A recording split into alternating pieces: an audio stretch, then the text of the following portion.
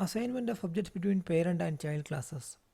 So you have seen the properties of object assignments in the previous session, and it's always legal to assign an object of a particular class type to an object of the same class type. Now suppose you have inherited a class from another class. Now you are going to learn which one is legal, whether you can assign a parent class object to a child class or a child class object to a parent class. So in this case, it's always legal to assign a child class variable to a variable of higher hierarchy in the inheritance tree. That means you can always assign a parent class object is equal to a child class object, and it's a legal assignment. And there are so many variations of this assignment which you will be learning in the next session. And in the other way, it's never legal to directly assign a parent class object to a variable of one of its child class. That means you can never put a statement like child class object is equal to parent class object, and it's an illegal assignment.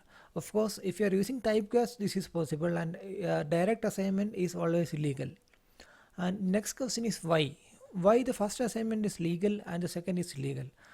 So you learn this with an example in the next slide. As I said earlier, a parent class object is equal to a child class object assignment is legal, and it is legal because a child class object has all the properties that its base object has. And the other way, you cannot assign a child class object is equal to parent class object. It is because the parent object is missing the properties that only existing in the child class object. So you will see this with an example. So consider this example, the same example packet and an extended class read packet which is extended from this base class packet. So packet has three data members, command, address and data, and extended packet has got two more additional members, that is read return data and read status code.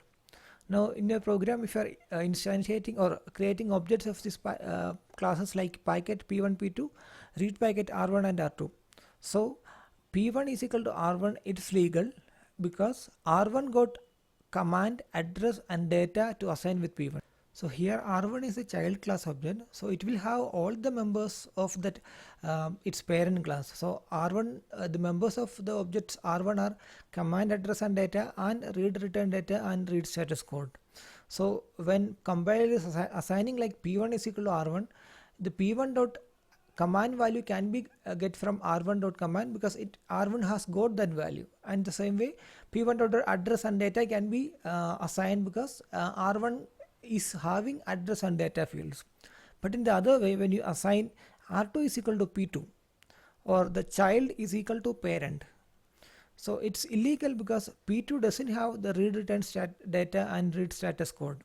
So when this particular statement is executed, or suppose it is legal, then the compiler will not have the value of R2 dot read status data because P2 doesn't have the value of read status data. P2 only have three members, that is command, address and data.